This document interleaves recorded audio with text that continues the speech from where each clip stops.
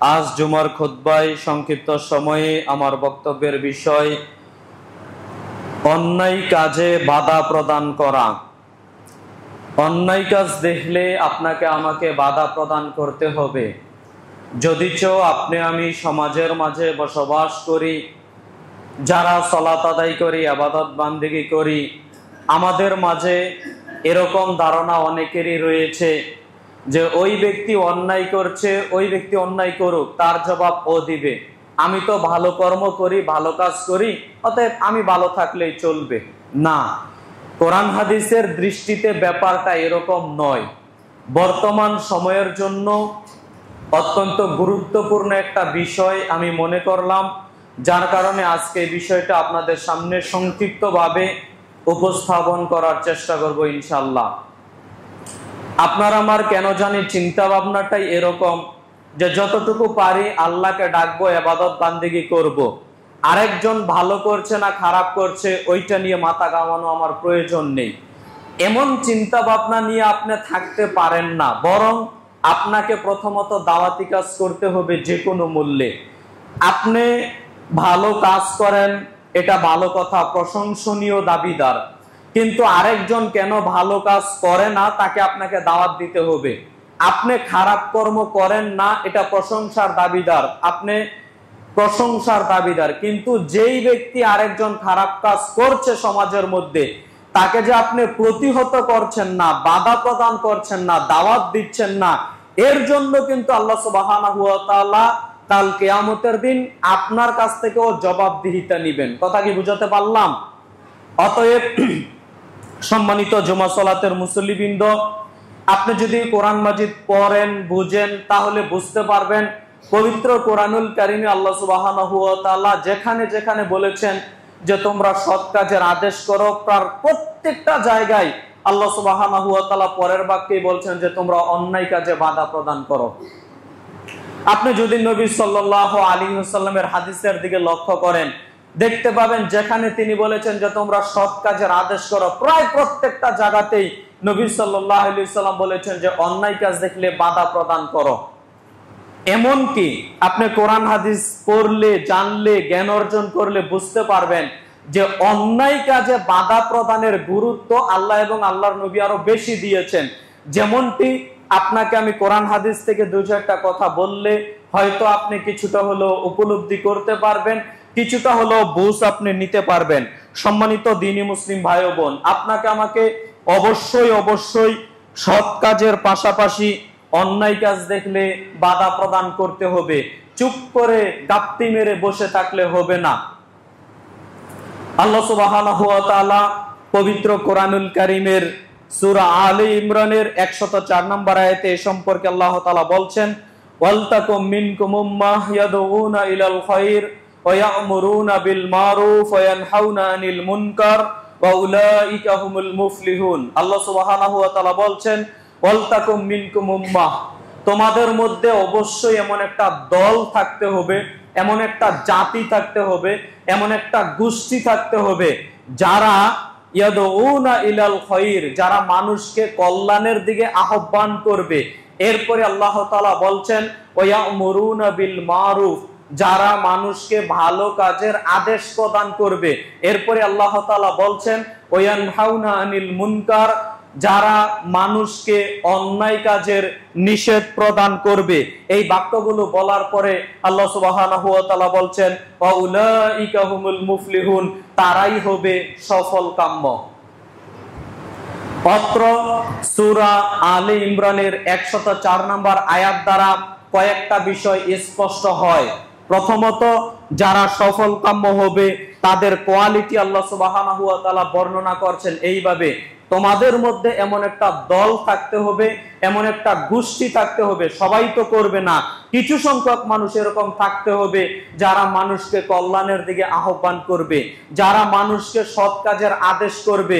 ওয়ানহাউনা আনিল মুনকার, যারা মানুষকে অন্যায় কাজে বাধা প্রদান করবে, অন্যায় কাজ দেখলেই বাধা প্রদান করবে, এমন কিছু মানুষ থাকতে হবে। শুনে রাখো, আর যারা এই কাজগুলো করতে পারবে তারাই হবে সফল কাম্য। অতএব সম্মানিত জুমা সালাতের মুসল্লিবৃন্দ, আপনি আমি যদি সফলকাম্য হতে চাই তাহলে অবশ্যই অবশ্যই সৎ কাজের পাশাপাশি অন্যায় কাজের বাধা প্রদান করতে হবে। আপনি খোলেন পবিত্র কোরআনুল কারীমের সূরা তাওবা আয়াত নাম্বার ৭১। আল্লাহ সুবহানাহু ওয়া তাআলা বলছেন, ওয়াল মুমিনুনা ওয়াল মুমিনাত বা'দুহুম আউলিয়াউ বা'দ।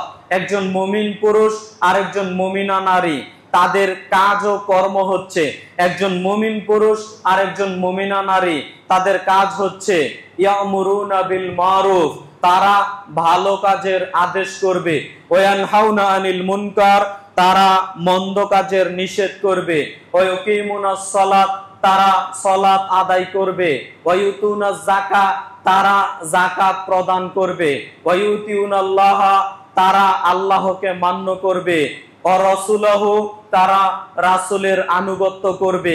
এই ৬টা কথা বলার পরে আল্লাহ তাআলা বলছেন, শুনে রাখো, যারা এই ৬টা কাজ করতে পারবে তাদেরই আল্লাহ দয়া করবেন।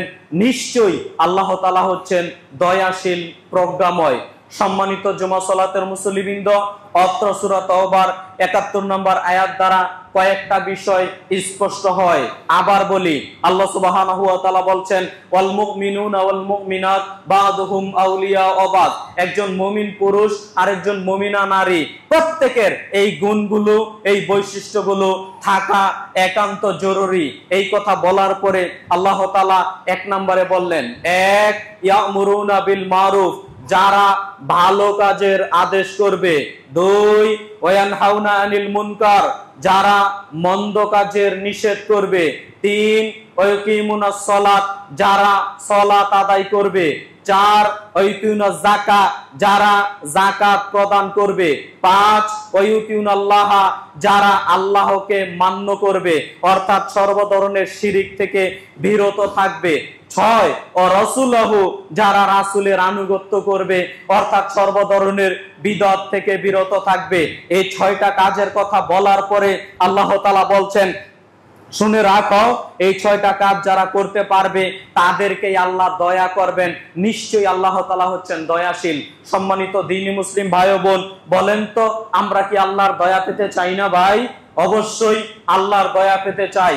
যদি সত্য সত্যই আল্লাহর দয়া পেতে চাই, আল্লাহর রহমত পেতে চাই, আর নিজেকে মুমিন হিসেবে পরিচিত করাতে চাই, নিজেকে মুমিন হিসেবে দাবি করতে চাই, তাহলে এই ৬টি কাজ করতে হবে, যেটা আমার আলোচনার সাথে সম্পৃক্ত।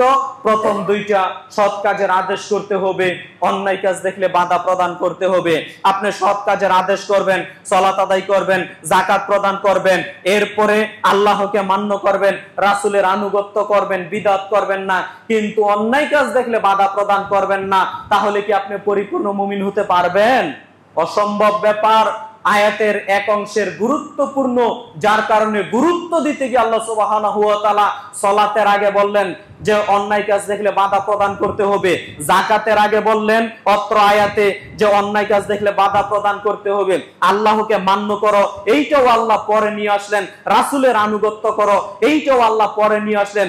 মুমিনদের যখন বৈশিষ্ট্য আল্লাহ সুবহানাহু ওয়া তাআলা অত্র আয়াতগুলোতে পেশ করছেন, তার পূর্বেই আল্লাহ তাআলা বলছেন এইগুলো হচ্ছে মুমিনের বৈশিষ্ট্য। যদিচ এইগুলো ভাই মুমিনের বৈশিষ্ট্য আপনি আমি মনেই করি না। আপনি আমি মনে করি আরে সমাজের মধ্যে গান বাজনা বাজাচ্ছে, একটা বিবাহকে উপলক্ষ করে বিশাল সাউন্ড বক্স বাজিয়ে গান বাজাচ্ছে, ওইখানে গিয়ে আমি বাধা দিব, এটা আরো ফিতনা সৃষ্টি হতে পারে। অন্যায় কাজের বাধা দিব, এটা তো বহু দূরের কথা। এটাকে আপনি আমি সমাজের চোখে ফিতনা মনে করি। কি বলেন? সম্মানিত দ্বীনি মুসলিম ভাই ও বোন, এইটার মাধ্যমেও যে আপনি মুমিন হতে পারেন, তাহলে কি আপনি কখনো কল্পনা করেছেন? আপনি বিবেচনাতে রাখার চেষ্টা করবেন। আল্লাহ সুবহানাহু ওয়া তাআলা কোরআনুল কারীমে এমনটি গুরুত্ব সহকারে বারংবার বলেছেন। সম্মানিত দ্বীনি মুসলিম ভাই ও বোন, অন্যায় কাজ দেখলে বাধা প্রদান করতে হবে, যেমনটি আল্লাহ সুবহানাহু ওয়া তাআলা বলছেন। রেখে দেন। যেমনটি আল্লাহ সুবহানাহু ওয়া তাআলা কোরআনুল কারীমে বলছেন। আপনি খোলেন পবিত্র কোরআনুল কারীমের সূরা লোকমান আয়াত নম্বর 17। লোকমান হাকিমের জীবনে অনেক ঘটনা এসেছে। কোরআনুল কারীমে একটা সূরা আছে, সূরার নাম হচ্ছে সূরা লোকমান। এই লোকমান হাকিম তার সন্তানকে অনেক উপদেশ দিয়েছিল। যেই উপদেশগুলো আল্লাহ সুবহানাহু ওয়া তাআলা পছন্দ হয়েছিল, যেই উপদেশের কথাগুলো আল্লাহ সুবহানাহু ওয়া তাআলা কোরআনুল কারীমে বারংবার উল্লেখ করেছেন, লোকমান সূরা লোকমানে একাধিক বর্ণনা পেশ করেছেন। তার মধ্যে এটা একটা গুরুত্বপূর্ণ বর্ণনা। লোকমান হাকিম তার সন্তানদেরকে আদেশ করতেন, নির্দেশ প্রদান করতেন, ইয়া বুনাইয়া আকিমিস সালাহ, হে আমার আদরের সন্তান তুমি সালাত আদায় করো। এরপরে লোকমান হাকিম বলতেন, আমুর বিল মারুফ, তুমি ভালো কাজের আদেশ করো, অনহা আনিল মুনকার, তুমি মন্দ কাজের নিষেধ করো। লোকমান হাকিমের এই উপদেশগুলো তার সন্তানদেরকে তিনি দিতেন। যেই কথাটা আল্লাহ সুবহানাহু ওয়া তাআলা কোরআনুল কারীমে উল্লেখ করেছেন, আপনি আপনার সন্তানকে যেরকম ভাবে সালাত আদায়ের নির্দেশ প্রদান করবেন, অনুরূপ ভাবে ভালো কাজ করার জন্য উৎসাহ দিবেন, ভালো কাজ করার জন্য নির্দেশ প্রদান করবেন, এবং অন্যায়, অত্যাচার, জুলুম, অবিচারমূলক কোনো কাজ দেখলে, শরীয়ত বিরোধী কোনো কাজ ও কর্ম দেখলে তা যে কোনো মূল্যে প্রতিহত করবেন। আপনি আপনার সন্তানকে নির্দেশ প্রদান করবেন। এইগুলো হচ্ছে আপনার আমার প্রতি দায়িত্ব। কে করে দায়িত্ব পালন? সম্মানিত দ্বীনি মুসলিম ভাই বোন, আপনি আপনার সন্তানকে সালাতের কথা একদিনও বলেন না, যা দুঃখজনক ব্যাপার। সম্মানিত দ্বীনি মুসলিম ভাই বোন, আপনি আপনার সন্তানকে ভালো কাজের আদেশ করার চেষ্টা করবেন, অন্যায় কাজের নিষেধ করার চেষ্টা করবেন। যদি আপনি ভালো কাজের আদেশ না করেন, অন্যায় কাজের নিষেধ না করেন, তাহলে অনেক বিপদ চলে আসবে, যা আমার সামনের পয়েন্টগুলোতে আসবে ইনশাআল্লাহ। সম্মানিত দ্বীনি মুসলিম ভাই বোন, এবার আপনাকে বলি, আপনি সৎ কাজের আদেশ করলে তার রেজাল্ট, ফলাফল, প্রতিদান কি পাবেন? ইবনে মাসউদ রাদিয়াল্লাহু তাআলা আনহু বলেন, রাসূল সাল্লাল্লাহু আলাইহি ওয়াসাল্লাম তিনি বলেছেন, মুরুস সাবিয়া বিস সালাত ইজা বালাগা সাবা সিনিনা ওয়া ইজা বালাগা আশারা সিনিনা ফাজরিবুহু আলাইহা। নবী সাল্লাল্লাহু আলাইহি ওয়াসাল্লাম আপনি অভিভাবক, আপনাকে নির্দেশ প্রদান করতো, আপনি আপনার সন্তানকে সালাতের নির্দেশ প্রদান করবেন। এই কারণে নবী সাল্লাল্লাহু আলাইহি ওয়াসাল্লাম, সহিহ বুখারীতে হাদিস এসেছে, নবী সাল্লাল্লাহু আলাইহি ওয়াসাল্লাম বলছেন, অভিভাবক শোনো, তুমি তো তোমার সন্তানকে ভালো কাজের আদেশ প্রদান করো না, তুমি তো তোমার সন্তানকে সালাত আদায়ের নির্দেশ প্রদান করো না। শোনো, মুরুস সাবিয়া বিস সালাত ইজা বালাগা সাবা সিনিনা ওয়া ইজা বালাগা আশারা সিনিনা ফাজরিবুহু আলাইহা। তোমার সন্তানের বয়স যখন 7 বছর হয়ে যাবে, হোক সেটা ছেলে হোক সেটা মেয়ে, তখন তুমি তোমার সন্তানকে সালাতের নির্দেশ প্রদান করো, তুমি তোমার সন্তানকে সালাতের নির্দেশ প্রদান করো। নবী সাল্লাল্লাহু আলাইহি ওয়াসাল্লাম বলছেন, তোমার সন্তানের বয়স যখন 10-এ উপনীত হয়ে যাবে, এরপরও যদি সালাত আদায় না করে, তাহলে ফাজরিবুহু আলাইহা, তোমরা তাকে প্রহার করো, পিটাও, পিটিয়ে মসজিদে নিয়ে আসো। ও সালাত আদায় করে না কেন? বলেন, আপনি আমি অভিভাবক, উপস্থিত সম্মানিত মা ও বোনেরা উপস্থিত আছেন, আপনি আপনার ছেলে, আপনি আপনার মেয়ে, আপনার ছেলে আপনার মেয়ের বয়স 7, আপনার ছেলে আপনার মেয়ের বয়স 10, 11, 12, এইভাবে পার হতেই চলছে। কয়দিন আপনি আপনার সন্তানকে নামাজ না পড়ার কারণে পিটিয়েছেন বলতে পারেন?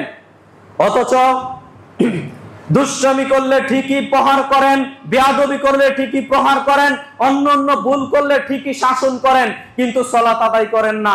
কয়দিন আপনি আপনার সন্তানকে প্রহার করেন, পিটান? বলেন তো। এখন কিছু সংখ্যক মানুষ জানেন কি করে? ওই মুরব্বী শ্রেণীর মানুষ, তারা একেবারে ছোট ছোট যেসব বাচ্চার বয়স 2 বছর 3 বছর এরকম বাচ্চাদের মসজিদে নিয়ে আসে। আপনি নিয়ে আসেন, নিয়ে এসে কন্ট্রোলে রাখেন, তাদেরকে মসজিদে নিয়ে আসতেই হবে গুরুত্ব সহকারে, না আনলে আপনি গুনাহগার হয়ে যাবেন। ব্যাপারটি এরকম না, বক্তব্য ভুল বুঝবেন না। ছোট ছোট বাচ্চা যারা নিয়ে আসেন, 1 বছরের বাচ্চা, 2 বছরের বাচ্চা, 4 বছরের বাচ্চা, এরকম বাচ্চা যাদেরকে মসজিদে নিয়ে আসেন, তাদেরকে মসজিদে আনতেই হবে, না আনলে আপনি গুনাহগার হয়ে যাবেন। ব্যাপারটা এরকম না। যদি আপনি আপনার সন্তানকে কন্ট্রোলে রাখতে পারেন, একটু দুষ্টামি করে ওটা ভিন্ন কথা, কিন্তু কিছু ছেলেরা আছে মাত্রা অতিরিক্ত দুষ্টামি করে। যদি কন্ট্রোলে না রাখতে পারেন, আনিয়েন না। যদি কন্ট্রোলে রাখতে পারেন, মসজিদে নিয়ে আসেন, মসজিদে নিয়ে এসে সালাত শিক্ষা দেন, আর যদি কন্ট্রোলে না রাখতে পারেন তাহলে বাড়িতে রেখে দিবেন। এটা গুরুত্বপূর্ণ একটা মাসালা আপনাদের জন্য বলে দিলাম। নবী সাল্লাল্লাহু আলাইহি সাল্লামের নির্দেশের দিকে চলে যাই। তিনি বলেছেন, শোনো পৃথিবীর মানুষ, তোমার সন্তানের বয়স যখন 7-এ উপনীত হয়ে যাবে তখন তুমি তোমার সন্তানকে সালাতের নির্দেশ প্রদান করো, ওকে গুরুত্ব সহকারে মসজিদে নিয়ে আসো সালাতের। বলেন 7 বছরের পরের বাচ্চাদের আর গুরুত্ব দেই না। কথা বুঝাতে পারলাম? ওই 2-3 বছরের বাচ্চাদেরকে গুরুত্ব দিয়ে মসজিদে নিয়ে আসি না, এটা আপনার ভুল শিক্ষা। বরং 7 বছরের উপরে যত হয়েছে আপনাকে বাধ্য করে হলো তাকে মসজিদে নিয়ে আসতে হবে সালাত আদায়ের জন্য। তাদের আর কোনো ছাড় নেই। 10 বছরের উপরে চলে গেছে, তাদের আর কোনো ছাড় নেই। প্রহার করে পিটিয়ে হলো মসজিদে নিয়ে আসতে হবে, এটা নির্দেশ। ওই নির্দেশের কথা ভুলে গিয়ে আপনি আমি ফ্যাশনের মতো 2-3 বছরের বাচ্চা অনেকে নিয়ে আসি, নিয়ে আসাতে বাধা দিচ্ছি। ব্যাপারটা এরকম কখনো বুঝবেন না। তবে যেটার গুরুত্ব আল্লাহ এবং আল্লাহর নবী দিয়েছেন, ওইটার গুরুত্ব আপনাকে দিতে হবে, ওইটার গুরুত্ব আপনাকে যথাযথভাবে দিতে হবে। আর যদি আপনি মনে করেন ওইটার গুরুত্ব দিলাম না, তো কাল কিয়ামতের দিন কঠিন জবাব আপনাকে দিতে হবে। আমি শুধু হাদিস অনুবাদ করে আপনাকে এতটুকু কথা বলে গেলাম। সম্মানিত জুমা সালাতের মুসল্লিবৃন্দ, আমি আপনাদের বলে গেলাম যে কোনো মূল্যে আপনি আপনার সন্তানকে সালাতের নির্দেশ প্রদান করবেন। ইবনে মাসউদ রাদিয়াল্লাহু তাআলা আনহু বলেন, রাসূল সাল্লাল্লাহু আলাইহি ওয়াসাল্লাম তিনি বলেছেন, মান দাল্লা আলা খাইরিন ফালাহু মিসলু আজরি ফাইলি। সহিহ মুসলিমের বর্ণনা। নবী সাল্লাল্লাহু আলাইহি ওয়াসাল্লাম বলছেন, যেটা সৎ কাজের আদেশ করার প্রতিদান ফজিলত। নবী সাল্লাল্লাহু আলাইহি ওয়াসাল্লাম বলছেন, মান দাল্লা আলা খাইরিন ফালাহু মিসলু আজরি ফাইলি। শুনে রাখো, তোমরা সৎ কাজের আদেশ করলে কি প্রতিদান পেয়ে যাবে, দাওয়াতি কাজ করলে কি প্রতিদান পেয়ে যাবে। কোন মানুষ যদি কোনো মানুষকে কল্যাণের পথ বাতলে দেয়, দেখিয়ে দেয়, কোন মানুষ যদি কোনো মানুষকে কল্যাণের পথ বাতলে দেয়, দেখিয়ে দেয়, কোন মানুষ যদি কোনো মানুষকে দাওয়াত দেয়, কল্যাণের পথ দেখিয়ে দেয়, তাহলে ওই ব্যক্তি আমল করে যত নেকি অর্জন করবে। আর যেই ব্যক্তি এই সহজ সরল পথটা, কল্যাণের পথটা দেখিয়ে দিল, আল্লাহ সুবহানাহু ওয়া তাআলা তার পক্ষ থেকে প্রতিদান হচ্ছে আল্লাহ তাকে সমপরিমাণ নেকি দিয়ে দিবেন। সুবহানাল্লাহ। হয়তো আপনাকে বিষয়টা বুঝাতে পারিনি। আপনি মুরব্বী মানুষ, সালাত আদায় করেন, বুঝেন আমার কথা। আপনি সালাত আদায় করেন 5 ওয়াক্ত, কিন্তু আপনার বন্ধু 1 ওয়াক্ত সালাত আদায় করে না। আপনি আপনার বন্ধুকে দাওয়াত দিলেন, বন্ধু সালাত আদায় করো না কেন? 5 ওয়াক্ত সালাত আদায় করতে হবে, সালাত আদায় না করলে জাহান্নামে যেতে হবে, যে কোনো মূল্যে তোমাকে সালাত আদায় করতে হবে। তুমি যে নিজেকে মুসলিম দাবি করো, অতএব তোমাকে সালাত আদায় করতে হবে। এইভাবে আপনি তাকে দাওয়াত দিলেন, আপনি আপনার কৌশল মতো তাকে দাওয়াত দিলেন। তো আপনার এই দাওয়াত শুনে ওই বন্ধু সালাত শুরু করেছে। নবী সাল্লাল্লাহু আলাইহি ওয়াসাল্লাম বলেন, ওই ব্যক্তি যত দিন সালাত আদায় করবে, যত ওয়াক্ত সালাত আদায় করবে, তার সমপরিমাণ নেকি আল্লাহ আপনার আমলনামায় দিয়ে দিবেন। সুবহানাল্লাহ, সুবহানাল্লাহ। তবে এমনটা আবার বুঝিয়েন না তার কাছ থেকে নেকি কমিয়ে তাকে দেওয়া হবে, ব্যাপারটা এরকম না। তার নেকি ঠিকই থাকবে, কিন্তু আল্লাহ সুবহানাহু ওয়া তাআলা তাকে বোনাস হিসেবে, এক্সট্রা হিসেবে তাকে এই নেকিগুলো দিবেন। যেমনটা রমজানের ইফতার খাওয়ানোর ক্ষেত্রেও আপনারা শুনেছেন। সম্মানিত দ্বীনি মুসলিম ভাই বোন, আপনাদের আমি বললাম দাওয়াতি কাজ করার চেষ্টা করবেন। আপনার আমার নেচার, আপনার আমার চরিত্র এত খারাপ চরিত্র হয়ে গেছে, চায়ের দোকানে বসে থেকে দিন রাত শুধু মানুষের গীবত বদনামি চলছে। আপনি আমি রাজনীতি করি, দিন রাত শুধু আরেকজনের বদনাম নিয়েই চলছি। আপনি আমি দলীয় ক্ষমতা দেখিয়ে আরেকজনের বিরুদ্ধে 2-4টা কথা বলতে পারলেই মনে হয় নিজেকে সার্থক মনে করি।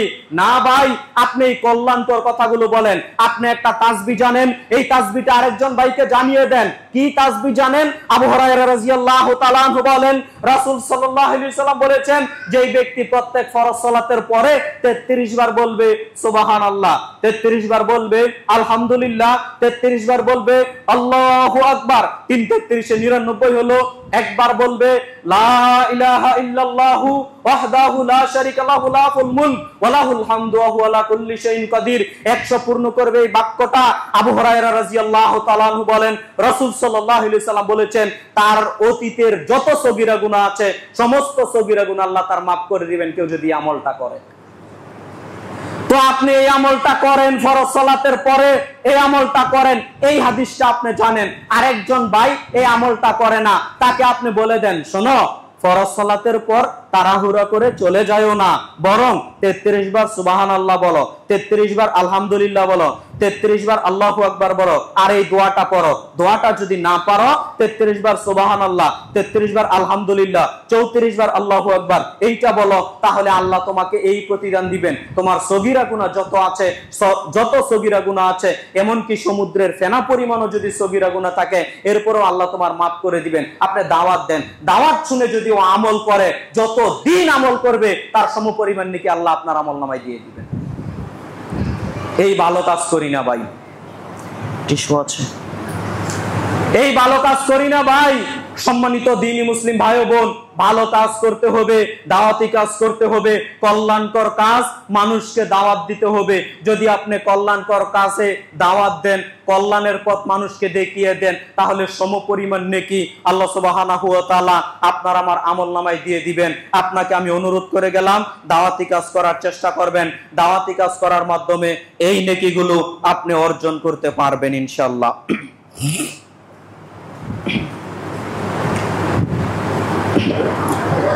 জাবের রাদিয়াল্লাহু তাআলা আনহু বলেন, রাসূল সাল্লাল্লাহু আলাইহি ওয়াসাল্লাম তিনি বলেছেন, সাইয়্যিদুশ শুহাদায়ে হামজা ইবনে আব্দুল মুত্তালিব। দেখেন অন্যায় কাজের বাধা প্রদানের কত গুরুত্ব নবী সাল্লাল্লাহু আলাইহি ওয়াসাল্লাম তিনি দিয়েছেন। তিরমিজিতে পেয়ে যাবেন হাদিসটি। সম্মানিত দ্বীনি মুসলিম ভাই ও বোন, জাবের রাদিয়াল্লাহু তাআলা আনহু বলেন, রাসূল সাল্লাল্লাহু আলাইহি ওয়াসাল্লাম বলেছেন, সাইয়্যিদুশ শুহাদায়ে হামজা ইবনে আব্দুল মুত্তালিব, শহীদদের সর্দার হচ্ছে হামজা ইবনে আব্দুল মুত্তালিব। এই কথা বলার পরে রাসূল সাল্লাল্লাহু আলাইহি ওয়াসাল্লাম বলছেন, অরজুলুন, ওই ব্যক্তিও হচ্ছে হামজা ইবনে আব্দুল মুত্তালিবের মতো। বুঝেন, নবী সাল্লাল্লাহু আলাইহি ওয়াসাল্লাম বলছেন সাইয়্যিদুশ শুহাদায়ে হামজা ইবনে আব্দুল মুত্তালিব, শহীদদের সর্দার হচ্ছে হামজা ইবনে আব্দুল মুত্তালিব রাদিয়াল্লাহু তাআলা আনহু। এই কথা বলার পরে তিনি বলছেন, অরজুলুন, শুনে রাখো, ওই ব্যক্তিও হামজা ইবনে আব্দুল মুত্তালিবের মতো, ওই ব্যক্তিও হামজা ইবনে আব্দুল মুত্তালিবের মতো। অরজুলুন কমা ইলা ইমামিন জাইরিন, যেই ব্যক্তি একজন স্বৈরাচারী স্বেচ্ছাচারী নেতার নিকট গিয়ে দাঁড়ালো, ফা আমারাহু ওয়া নাহাহু, তাকে গিয়ে ভালো কাজের আদেশ করলো, মন্দ কাজের নিষেধ করলো, তাকে গিয়ে ভালো কাজের আদেশ করলো, অন্যায় কাজের নিষেধ করলো। দেখেন, আমার বক্তব্যের মূল পয়েন্ট ভুলে যায়েন না। তাকে গিয়ে ভালো কাজের আদেশ করলো, অন্যায় কাজের নিষেধ করলো, তখন স্বৈরাচারী স্বেচ্ছাচারী শাসক ফাকাতালাহু, তাকে হত্যা করে ফেললো। নবী সাল্লাল্লাহু আলাইহি ওয়াসাল্লাম বলছেন, এই নিহত হওয়া ব্যক্তি হচ্ছে হামজা ইবনে আব্দুল মুত্তালিবের মতো। সুবহানাল্লাহ। আপনাকে হয়তো আমি হাদিসের মূল কথা বুঝাতে পারলাম না। নবী সাল্লাল্লাহু আলাইহি ওয়াসাল্লাম বলছেন, পৃথিবীতে যত মানুষ শহীদ হয়েছে, যারা হচ্ছে, যারা হবে, সব শহীদদের সর্দার হচ্ছে হামজা ইবনে আব্দুল মুত্তালিব রাদিয়াল্লাহু তাআলা আনহু। এই বাক্য বলার পরই বলছেন, অরজুলুন, শুনে রাখো, ওই ব্যক্তিও হচ্ছে হামজা ইবনে আব্দুল মুত্তালিবের মতো। কমা ইলা ইমামিন জাইরিন, যেই ব্যক্তি স্বৈরাচারী স্বেচ্ছাচারী নেতার নিকট গিয়ে দাঁড়ালো। স্বৈরাচারী স্বেচ্ছাচারী নেতার বিরুদ্ধে কথা বলার শক্তি লাগে, স্বৈরাচারী স্বেচ্ছাচারী নেতার বিরুদ্ধে কথা বলতে ওই রকম সাহস লাগে। মারা যেতে হতে পারে, মৃত্যুবরণ করা লাগতে পারে। স্বৈরাচারী স্বেচ্ছাচারী নেতার নিকট দাঁড়ালো, তখন তাকে গিয়ে ভালো কাজের আদেশ করলো, পামারাহু ওয়া নাহাহু, ভালো কাজের আদেশ করলো। আপনি এই ভালো কাজগুলো করেন, আপনি যে অন্যায়মূলক এই কাজগুলো করছেন, এই কাজগুলো করতে পারবেন না, বাধা দিল। তখন বাধা দেওয়ার ফলে রেজাল্টটা এরকমই হয়ে যাবে সচরাচর, যার কারণে নবী সাল্লাল্লাহু আলাইহি ওয়াসাল্লাম বলেন, ফাকাতালাহু, স্বৈরাচারী স্বেচ্ছাচারী শাসক আপনাকে হত্যা করে ফেলবে। আপনি নিহত হলেও নবী সাল্লাল্লাহু আলাইহি ওয়াসাল্লাম বলেন, আপনার মর্যাদাটা হচ্ছে ওই শহীদদের সর্দার যিনি হামজা ইবনে আব্দুল মুত্তালিব রাদিয়াল্লাহু তাআলা আনহু, তার সমপর্যায় হয়ে যাবে। সুবহানাল্লাহ। অতএব সম্মানিত দ্বীনি মুসলিম ভাই ও বোন, দাওয়াতি কাজের এইগুলো মর্যাদা, দাওয়াতি কাজের এইগুলো ফজিলত, অন্যায় কাজের বাধা প্রদানের ফজিলত, অন্যায় কাজের বাধা প্রদানের এইগুলো মর্যাদা। আপনি সমাজের বয়ে, আপনি দেশের বয়ে, আপনি উমুকের বয়ে, আপনি তুমুকের বয়ে সামাজিক যেই অন্যায়গুলো চলছে, যেই অপরাধগুলো চলছে, গান বাজনা বাদ্যযন্ত্র থেকে শুরু করে একেবারে মদ গাঞ্জা থেকে ইয়াবা থেকে শুরু করে যেইগুলো সমাজে নেশাদার দ্রব্য চলছে, জুয়া চলছে, মদ চলছে, কে কি বলবে এই বয়ে আপনি বাধা প্রদান করছেন না, ভালো মানুষ সেজে বসে আছেন, পার পাবেন না ভাই। অবশ্যই অবশ্যই যে কোনো মূল্যে আপনাকে আমাকে বাধা প্রদান করতে হবে, নইলে আর একটা হাদিস আপনাকে আমি শোনাই, আপনার অন্তরে আঘাত কাটবে। আপনি একটু খেয়াল করার চেষ্টা করেন, হাদিসটা আপনারা মুসলিমে পেয়ে যাবেন। হাদিসটি আপনারা সহিহ মুসলিমে পেয়ে যাবেন।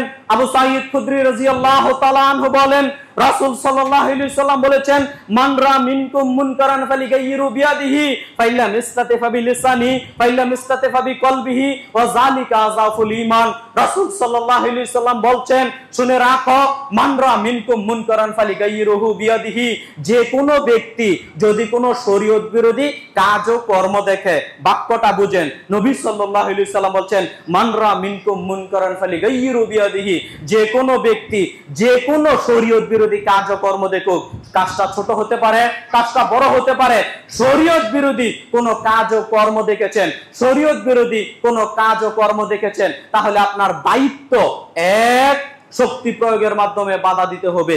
পাইলাম ইস্তাতে, যদি সম্ভব না হয়, হ্যাঁ ওইখানে 10 জন মানুষ জুয়া খেলছে, আমি একা, আমরা এখানে 2-3 জন মানুষ, আমরা 2-3 জন মানুষ যদি ওই 10 জন মানুষকে শক্তি প্রয়োগের মাধ্যমে বাধা দিতে চাই, তাহলে তাদের সাথে পেরে উঠবো না, শক্তিতে পেরে উঠবো না, তারাই আমাদেরকে মেরে দিতে পারে, এরকম যদি আশঙ্কা করেন, পাইলাম ইস্তাতে, যদি এটা সম্ভব না হয়, ফাবি লিসানিহি, মুখে বলে দাওয়াত দিতে হবে। শোনো, এই 3 জন মানুষ ওই 10 জন মানুষের নিকট গিয়ে বলতে হবে, তোমরা জুয়া খেলো না, তোমরা যদি জুয়া খেলো আল্লাহর পক্ষ থেকে বিপর্যয় নেমে আসবে, গুনাহের কাজ করলে আল্লাহর পক্ষ থেকে ধ্বংস নেমে আসে, বিপর্যয় নেমে আসে, গুনাহের কাজ করলে আল্লাহ রাগান্বিত হয়ে যান, মুখের মাধ্যমে দাওয়াত দিতে হবে। এটাও আপনি পারলেন না, আপনারা 3 জন ভাবলেন আমরা যদি বাধা দেই, আমরা যদি মুখের মাধ্যমে দাওয়াত দেই, এরপরও তারা আমাদেরকে মেরে ফেলতে পারে, আশঙ্কা বোধ করছেন, মেরে ফেলতে পারে বা আমাদের ক্ষতি কোনো কিছু করতে পারে, এরকম আশঙ্কা করছেন, পাইলাম ইস্তাতে, এটাও সম্ভব হলো না, ফাবি কলবিহি, তাহলে আপনাকে অন্তরে ঘৃণা করতে হবে, অন্তরে ঘৃণা করতে হবে, তাহলে অন্তরে ঘৃণা করতে হবে। শুনে রাখেন একটা আশ্চর্য কথা, নবী সাল্লাল্লাহু আলাইহি সাল্লাম এই বাক্যটা বলার পরে আর চুপ থাকলেন না, নবী সাল্লাল্লাহু আলাইহি সাল্লাম বলেন ফাবি কলবিহি, এই কথাটা বলার পরে তিনি বলছেন ওয়াযালিকা আযাফুল ঈমান। শুনে রাখো, অন্তরে ঘৃণা করা হচ্ছে ঈমানের সবচেয়ে দুর্বলতম শাখা। শুনে রাখো, অন্তরে ঘৃণা করা হচ্ছে ঈমানের সবচেয়ে দুর্বলতম শাখা। শুনে রাখো, অন্তরে ঘৃণা করা হচ্ছে ঈমানের সবচেয়ে দুর্বলতম শাখা, এরপর আর কোনো শাখা নেই। আপনাকে আমি কি দিয়ে বুঝাতে পারি? যখন আপনি অন্যায় কাজ দেখবেন, আপনার আমার করণীয়, আপনার আমার কাজ হচ্ছে 3টা। এক, শক্তি প্রয়োগের মাধ্যমে বাধা দিবেন। হ্যাঁ, আপনার ছেলে আপনার নিকট অ্যান্ড্রয়েড মোবাইল নিয়ে ইন্ডিয়ান গান দেখছে, বাজনা দেখছে, এখন কি আপনার শক্তি নেই? এখন কি আপনার শক্তি নেই? মোবাইলটা কেড়ে নেন, শক্তি প্রয়োগের মাধ্যমে বাধা দেন। যেখানে শক্তি আছে ওইখানে শক্তি প্রয়োগের মাধ্যমে বাধা দিবেন। যেখানে মুখের মাধ্যমে দাওয়াত দেওয়ার প্রয়োজন ওইখানে মুখের মাধ্যমে দাওয়াত দিবেন। যেখানে অন্তরে ঘৃণা করার প্রয়োজন ওইখানে অন্তরে ঘৃণা করবেন। আর যদি মনে রেখে দেন অন্তরে ঘৃণা করাটাও যদি সম্ভব না হয়, হ্যাঁ তারা পাপের কাজ করছে, তারা করুক, মেনে নেন। আমাদের স্বভাব চরিত্র মেনে নেওয়া, অন্তরে ঘৃণা করা নয় হয়ে গেছে। আমরা অন্তরে এখন ঘৃণা করতেও পারি না। যদি অন্তরেও ঘৃণাটা না রাখতে পারেন, বলছেন ওয়াযালিকা আযাফুল ঈমান, এটা হচ্ছে ঈমানের সবচেয়ে দুর্বলতম শাখা। অন্তরে ঘৃণা নেই যার, ঈমান নেই তার। অন্তরে ঘৃণা নেই যার, ঈমান নেই তার। ভাই, আপনাদের আমি কি দিয়ে বুঝাই? দেখেন তো সমাজে কত অন্যায় চলে, কত অপকর্ম চলে, কত অন্যায় চলে, কত অপকর্ম চলে। কোন অন্যায়, কোন অপকর্মের বিরুদ্ধে মুখ খুলতে তো আপনাকে দেখলাম না। কোন অন্যায়, কোন অপকর্মের বিরুদ্ধে তো আপনাকে প্রতিহত করতে দেখলাম না। আপনি নিজেকে পূর্ণ ঈমানদার মুমিন দাবি করেন, নবী সাল্লাল্লাহু আলাইহি ওয়াসাল্লামের এই ভাষ্য অনুযায়ী আপনি ঈমানদার হতে পারলেন না। ভাই, সালাত সিয়াম হজ যাকাত ঠিক থাকবে কিন্তু ঈমান ভিতরে থাকবে না। আমার বলা কথা নয়, নবী সাল্লাল্লাহু আলাইহি ওয়াসাল্লাম যদি বলতেন শোনো যারা অন্তরে ঘৃণা নাও করতে পারবে তাদের একটু ঈমান থাকবে, এটা বলতেন তিনি। আমি মনে হয় বাক্য বুঝাতে পারলাম না। নবী সাল্লাল্লাহু আলাইহি ওয়াসাল্লাম একেবারে সরাসরি কেটে দিচ্ছেন, অন্তরে ঈমান থাকবে না যার, ঈমানও থাকবে না তার। সম্মানিত দ্বীনি মুসলিম ভাই বোন, আপনাদের আমি কি দিয়ে বুঝাতে পারি? যে কোনো মূল্যে অন্যায় কাজ দেখলে আপনাকে আমাকে বাধা প্রদান করতে হবে। আপনারা যারা সামাজিকভাবে দায়িত্বশীল, মসজিদের দায়িত্বশীল, মাদ্রাসার দায়িত্বশীল, সামাজিকভাবে নেতৃস্থানীয় লোক, যারাই দায়িত্ব স্থানে লোক রয়েছেন, এটা আপনার উপর দায়িত্ব, এটা আপনার উপর কর্তব্য। সমাজে অন্যায়মূলক কাজ দেখলে শক্তি প্রয়োগের মাধ্যমে বাধা প্রদান করতে হবে। আর যদি শক্তি প্রয়োগের মাধ্যমে বাধা প্রদান না করেন, একসাথে সবাইকে আল্লাহ জবাবদিহিতার আওতায় আনবেন। একসাথে আল্লাহ সবাইকে জবাবদিহিতার আওতায় আনবেন। দেখেন, পরপর দুইটা হাদিসের সংক্ষিপ্ত অনুবাদ করে আমি আমার খুতবা শেষ করে দিচ্ছি। হুযায়ফা রাদিয়াল্লাহু তাআলা আনহু বলেন, রাসূল সাল্লাল্লাহু আলাইহি ওয়াসাল্লাম তিনি বলেছেন, শোনো, আল্লাযী নাফসি বিয়াদিহি, ওই সত্তার কসম করে বলছি যার হাতে মুহাম্মদের আত্মা রয়েছে। হুযায়ফা রাদিয়াল্লাহু তাআলা আনহু বলেন, রাসূল সাল্লাল্লাহু আলাইহি ওয়াসাল্লাম বলেছেন, ওয়াল্লাযী নাফসি বিয়াদিহি, ওই সত্তার কসম করে বলছি যার হাতে মুহাম্মদের আত্মা রয়েছে, ওই আল্লাহর কসম করে বলছি, লা তা'মুরুনা বিল মারুফ ওয়া লা তানহাউনা আনিল মুনকার। পৃথিবীর মানুষ শুনে রাখো, তোমরা সৎ কাজের আদেশ করো, অন্যায় কাজের নিষেধ করো। পৃথিবীর মানুষ শুনে রাখো, তোমরা সৎ কাজের আদেশ করো, অন্যায় কাজের নিষেধ করো। এরপরের বাক্যে নবী সাল্লাল্লাহু আলাইহি সাল্লাম বলছেন, তোমরা যদি সৎ কাজের আদেশ না করো, তোমরা যদি অন্যায় কাজের বাধা প্রদান না করো, তাহলে আল্লাহর পক্ষ থেকে এমন এমন আযাব চলে আসবে, এমন এমন গজব চলে আসবে, এমন এমন বিপদ আপদ চলে আসবে। তখন তোমরা সবাই মিলে হাত তুলে দোয়া করবে, আল্লাহ তুমি আমাদের বিপদ থেকে রক্ষা করো, আল্লাহ তুমি আমাদের আযাব থেকে রক্ষা করো, আল্লাহ তুমি আমাদের বিপদ থেকে রক্ষা করো, আল্লাহ তুমি আমাদের আযাব থেকে রক্ষা করো। কত দোয়া করবে, তোমাদের আল্লাহর বিপদ আযাব থেকে আল্লাহ রক্ষাও করবেন না, তোমাদের দোয়াও আল্লাহর কবুল করবেন না। এবার আপনি সৎ কাজের আদেশ করবেন না, অন্যায় কাজ দেখলে বাধা প্রদান করবেন না, দোয়া করবেন, আল্লাহ দোয়াই কবুল করবেন না। দেখেন, আপনি আমি কত দোয়া করি, ওই বড় হুজুর থেকে শুরু করে, পীর সাহেব থেকে শুরু করে, হাজী গাজী থেকে শুরু করে, মসজিদের ইমাম সাহেব থেকে শুরু করে, কত দূর দোয়া করি, দিন রাত, দোয়া কবুল হয়? বাস্তব নমুনা দেখেন, কি করে দোয়া কবুল হতে পারে? সমাজে অন্যায়, অপকর্ম সব চলছে, দুর্নীতি, জুলুম, অবিচার সব চলছে, জেনা ব্যভিচার থেকে শুরু করে সব চলছে, কেউ কিছু বলে না, কেউ বাধা দেয় না। কি করে মানুষ দোয়া করলে আল্লাহ দোয়া কবুল করে নিবেন? আল্লাহর নবী তো বলছেন, তোমরা যখন সৎ কাজের আদেশ না করবে, অন্যায় কাজের নিষেধ না করবে, তখন আল্লাহ তোমাদের প্রতি আযাব পাঠাবেন, গজব পাঠাবেন, বিপদ আপদ পাঠাবেন। তখন তোমরা দোয়া করবে, আল্লাহ তোমাদের দোয়া কবুলই করবেন না। অতএব সম্মানিত দ্বীনি মুসলিম ভাই ও বোন, সামাজিকভাবে যে অন্যায় অপকর্মগুলো চলে, সামাজিকভাবে সবাই মিলে, আরে ভাই একটা কথা বলি, আপনি মনে রেখে দিয়েন, যারা সামাজিকভাবে অন্যায় অপকর্ম একেবারে প্রকাশ্যে করে, এরকম সংখ্যা খুব কমই আছে। হাতে গোনা 2-4-5 জন আপনি সমাজের মধ্যে পাবেন, হাতে গোনা 2-4-10 জন আপনি সমাজের মধ্যে পাবেন। তো সমাজের বাকি সবাই মিলে কি প্রতিহত করতে পারি না ভাই? প্রতিহত করতে পারি না। কেন করি না জানেন? ওই ফিতনা মনে করি, ওই বিপদ মনে করি, ওই 10 জনকে যদি বাধা দেই, তারা আমাদের প্রতি চড়াও হয়ে যাবে। ভাই, ঈমান টিকাতে পারবেন না। আপনারা সবাই যদি সংঘবদ্ধভাবে সমাজকে সুন্দর করতে না পারেন, ওইটা নেশা হতে পারে, ওইটা জুয়া হতে পারে, ওইটা গান বাজনা হতে পারে, ওইটা ইফতিজিং হতে পারে। সামাজিকভাবে প্রকাশ্যে যেই পাপের কাজগুলো চলছে, যেই চক্রগুলো করছে, তাদের বিরুদ্ধে আমরা সবাইকে দাঁড়াতে পারি না ভাই। যদি না দাঁড়ান, রেজাল্ট কি হবে? হাদিসের শেষ বাক্যটা বলে আমি শেষ করে দিচ্ছি। যদি না দাঁড়ান, রেজাল্ট কি হবে? আপনি খোলেন সহিহুল বুখারীতে, লম্বা একটা হাদিস এসেছে, সার সংক্ষেপ আপনাকে আমি বলি।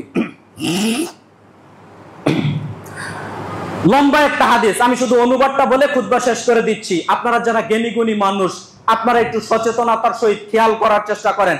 বিশেষভাবে যারা দায়িত্বশীল, যারা নেতৃস্থানীয় লোক, যারা প্রভাবশালী রয়েছেন সমাজের মধ্যে, আপনারা একটু দৃষ্টিপাত করার চেষ্টা করেন। নোমান ইবনে বাশির রাদিয়াল্লাহু তাআলা থেকে হাদিসটি বর্ণিত, তিনি বলেন, নবী সাল্লাল্লাহু আলাইহি সাল্লাম বলেছেন, যারা পাপের কাজ করে আর যারা পাপের কাজ দেখে সহ্য করে, কিছু বলে না, বাক্য বুঝেন, যারা পাপের কাজ করে আর যারা পাপের কাজ দেখে সহ্য করে, কিছু বলে না, আরে তাদের কাজ তারা করছে, তাদের জবাব তারা দিবে, আমরা তো ভালো আছি। যারা সহ্য করে, যারা মেনে নেয়, এই দুই শ্রেণীর মানুষকে আলাদা করে নেন। কথা কি বুঝেন? যারা পাপের কাজ করে, সমাজের মধ্যে 2-4-5 জন পাপের কাজ করে, তাদেরকে একদিকে নিয়ে নেন। আর যারা এটা মেনে নেয়, বাধা দেয় না, তাদের সবাইকে একদিকে করে নেন। এই দুই শ্রেণীর মানুষের উদাহরণ নবী সাল্লাল্লাহু আলাইহি ওয়াসাল্লাম সহিহুল বুখারীর হাদিসের মধ্যে দিচ্ছেন। মিশকাতুল মাসাবিয়ার মধ্যে পেয়ে যাবেন হাদিস নাম্বার 5138। নোমান ইবনে বাশির রাদিয়াল্লাহু তাআলা আনহু বলেন, রাসূল সাল্লাল্লাহু আলাইহি ওয়াসাল্লাম বলেছেন, তাদের উদাহরণ, তাদের দৃষ্টান্ত হলো ওই জাহাজের মতো, ওই লঞ্চের মতো, যেই জাহাজে কিছু সংখ্যক মানুষ জাহাজ, লঞ্চ, স্টিমার ভাড়া করেছে। কিছু সংখ্যক মানুষ জাহাজ, লঞ্চ, স্টিমার ভাড়া করেছে, হয়তো কোথাও ঘুরতে যাবে। কিছু সংখ্যক মানুষ ভাড়া করেছে। ওই জাহাজটা হচ্ছে 2 তলা বিশিষ্ট। কয় তলা বিশিষ্ট? 2 তলা বিশিষ্ট। তো ওই জাহাজটা কিছু মানুষ ভাড়া নেওয়ার পর এই মানুষগুলোর মধ্য থেকে লটারি দিয়েছে, কারা উপরের তলায় বসবে, কারা নিচের তলায় বসবে। তো লটারি দেওয়ার পর কিছু সংখ্যক মানুষ উপরের তলায় চলে গেল, কিছু সংখ্যক মানুষ নিচতলায় বসলো। জাহাজ লঞ্চ ছেড়ে দিয়েছে। এখন উপরের তলায় পানির ব্যবস্থা রাখা হয়েছিল। উপরের তলায় পানির ব্যবস্থা রাখা হয়েছিল। মানুষের প্রয়োজন, পানি পান করবে, অনেক কিছুর প্রয়োজন। তো উপরের তলায় পানির ব্যবস্থা রাখা হয়েছে। তো নিচতলার মানুষেরা কিছুক্ষণ পর পরই একজনের পর আরেকজন উপরে যায় পানি আনার জন্য। কথা কি বুঝেন? নিচতলার মানুষেরা বারবার উপরে যায় পানি আনার জন্য। তো উপরের তলার লোকেরা বিরক্ত ভেবে না করে দিল। ওই দরজা বারবার খুলতে হয়, বিরক্ত হয়, পানি নিয়ে আসে, এটা একটা বিরক্তকর ব্যাপার। তো উপরের তলার লোকেরা বিরক্ত ভেবে না করে দিল, এই শোনো, তোমরা নিচতলার লোকের মানুষেরা উপরে আর পানি নিতে এসো না, রাগ করে বলে দিল। আচ্ছা ঠিক আছে। তো নিচতলার মানুষেরাও নিচতলায় আছে, উপরের তলার মানুষেরাও উপরের তলায় আছে। তো নিচতলার মানুষের পানির প্রয়োজন, অনেক পানির প্রয়োজন। তো নিচতলার মানুষ একজন রাগ করে হাতে একটা কুড়াল নিল। কুড়াল তো বুঝেন? হাতে একটা কুড়াল নিয়ে জাহাজের লঞ্চের নিচের পথ ছিদ্র করতে লাগলো। জাহাজের লঞ্চের নিচের পথ ছিদ্র করতে লাগলো। যখন ছিদ্র শুরু করে দিল, তখন এটার শব্দ শুনে উপরের তলার লোকেরা দৌড়িয়ে আসলো। দৌড়িয়ে আসলো, বাক্যটা বুঝেন? এতটুকু পর্যন্ত তো বুঝেছেন না? কি হা হয়ে দাঁড়িয়ে আছেন? উপরের তলার লোকের মানুষেরা দৌড়িয়ে আসলো। নবী সাল্লাল্লাহু আলাইহি সাল্লাম এখন আপনার সাথে উদাহরণ পেশ করছেন, শুনে রাখো। উপরের তলার লোকেরা দৌড়িয়ে এসে যদি তার কাছ থেকে কুড়ালটা জোর করে কেড়ে নেয়, তার কাছ থেকে কুড়ালটা জোর করে কেড়ে নেয়, তাহলে নিজেরাও বেঁচে যাবে, ওকেও বাঁচাবে। কথা বুঝাতে পারলাম? নিচেরাও বেঁচে যাবে, তাকেও বাঁচাবে। নিচতলার লোকেরাও বেঁচে যাবে, উপরের তলার লোকেরাও বেঁচে যাবে। আর উপরের তলার লোকেরা দৌড়িয়ে এসে যদি বলে, আচ্ছা ঠিক আছে, তোমাদের কাজ তোমরা করো, আমরা উপরে চললাম। উপরের তলার লোকেরা দৌড়িয়ে এসে যদি বলে, আচ্ছা ঠিক আছে, তোমরা সমাজের, আপনার কথা বলি, তোমরা সমাজের 5 জন মানুষ খারাপ করছো, তোমাদের কাজ তোমরা করো, আমরা সমাজের সবাই ভালো থাকলাম। নবী সাল্লাল্লাহু আলাইহি সাল্লাম উদাহরণ দিচ্ছেন, আপনি যদি এই লোকদেরকে, ওই উপরের তলার লোকেরা এসে যদি বলে তোমার কাজ তোমরা করো, আমরা উপরে চললাম, তাহলে পানি উঠে নিচতলার লোকেদের যা অবস্থা হবে, উপরের তলার লোকেদের তাই অবস্থা হবে। নিচের তলার লোকেরা ডুবে যেরকম মারা যাবে, উপরের তলার লোকেরাও কি ডুবে মারা যাবে না? অনুরূপ ভাবে সহিহ বুখারীর হাদিসে নবী সাল্লাল্লাহু আলাইহি সাল্লাম বলেন, শুনে রাখো যারা নেতৃস্থানীয় লোক, যারা সমাজের অন্যান্য ভালো মানুষ রয়েছে, তোমরা যদি যারা পাপের কাজ করে তাদের এটা মেনে নাও, দাওয়াত না দাও, প্রতিহত না করো, তাহলে তারা পাপের কাজ করার কারণে যদি জাহান্নামে যায়, তোমাদের জন্য জান্নাত হবে না। আমি বুখারীর হাদিস বললাম, এজন্য এই হাদিসের নম্বর সহ আপনাকে বলে দিলাম। আবার বলি, মিশকাতুল মাসাবিয়ার মধ্যে পেয়ে যাবেন হাদিস নাম্বার 5138। সম্মানিত দ্বীনি মুসলিম ভাই বোন, যারা সমাজের মধ্যে আছেন, আরে বেশি মানুষ লাগবে না, এই সমাজে মসজিদে যারা উপস্থিত আছেন, আপনারা যদি একতাবদ্ধ হন, ভালো হয়ে যান, সমাজের অন্যান্য মানুষ ভালো করতে কি সময় লাগবে? কথা বলেন, লাগবে? মুখ খোলেন না কেন, ভয় পান? অতএব সম্মানিত জুমা সালাতের মুসল্লিবৃন্দ, যে কোনো কাজ মসজিদ থেকে সামাজিক নিয়ন্ত্রণ করার চেষ্টা করবেন। সমাজে যে সমস্ত অন্যায় অপকর্ম চলছে, মসজিদের সভাপতি, সেক্রেটারি, ক্যাশিয়ার থেকে শুরু করে যারা দায়িত্বশীল, তাদের পক্ষ থেকে আহ্বান থাকবে, এই শোনো, আগামী জুমার দিন আমরা ওদের বাড়িতে যাব, সব মুসল্লি মিলে, তারা কেন এই পাপের কাজটা করে, এবং এই মসজিদ থেকে ঘোষণা থাকবে, এই মসজিদ থেকে সব ঘোষণা থাকবে, যারা সালাত আদায় করবে না, আমরা আমাদের ইমাম সাহেবদের দিয়ে তাদের জানাজা পড়াবো না। আপনাকে ঘোষণা দিতে হবে, ঘোষণা থাকতে হবে। এই সমাজের মধ্যে বিবাহকে কেন্দ্র করে যত গান বাজনা চলবে, যত সাউন্ড বক্স বাজিয়ে অশ্লীলতা বাজাবে, আমরা সমাজের সবাই এটা মেনে নিব না, সবাই মিলে প্রতিহত করবে, তাকে সমাজ থেকে বহিষ্কার করব, এরকম ঘোষণা মসজিদ থেকে আসতে হবে। কি বলেন? যদি আসে তাহলে সমাজ সুন্দর হবে, আর যদি ভয় পান তাহলে বিপদ আপদ শুধু তাদের কাছে আসবে না, সবার নিকট বিপদ আপদ চলে আসবে, কোনো লাভ হবে না, ফায়দা হবে না। সম্মানিত দ্বীনি মুসলিম ভাই বোন, আমার কাজ আপনাদেরকে উৎসাহ দেওয়া, কোরআন হাদিসের আদলে যেরকম বার্তা এসেছে ওই বার্তাগুলো দিয়ে দেওয়া। আমি আপনাদেরকে দিয়ে দিলাম। মসজিদে জুমার খুতবায় উচ্চ শ্রেণী থেকে নিম্ন পর্যায়ের সবাই উপস্থিত হয়ে থাকেন, এজন্য আমি আপনাদের করজোরে অনুরোধ করলাম, সমাজ কন্ট্রোল করতে হবে মসজিদ ভিত্তিক। আপনারা আপনাদের দায়িত্ব পালনে আরো কঠোর হবেন, এই অনুরোধটুকু আমি আমার খুতবায় উদারত আহ্বান জানাচ্ছি। ইনশাআল্লাহ সমাজের যারা আছে ম্যাক্সিমাম ভাই ভালো মানুষ, দেখবেন মেনে নিবে না অন্যায়, অন্যায় অবিচার জুলুম মেনে নিবে না। হয়তো ভালো কাজ অত করতে পারে না, কিন্তু জুলুম অবিচার চলে, অন্যায় অত্যাচার চলে, গান বাজনা চলবে, আপনার নেশাদার দ্রব্য চলবে, এগুলো ম্যাক্সিমাম মানুষ মেনে নিবে না। সবাইকে ইনশাআল্লাহ সাথে পাবেন, কাজ করার চেষ্টা করবেন, অন্যায়ের প্রতিবাদ করার চেষ্টা করবেন। আমরা করবো তো ইনশাআল্লাহ। আল্লাহ তৌফিক দান করুক। আল্লাহুম্মা আমিন। আল্লাহুম্মা সাল্লি আলাইহি, আল্লাহুম্মা বারিক আলাইহি।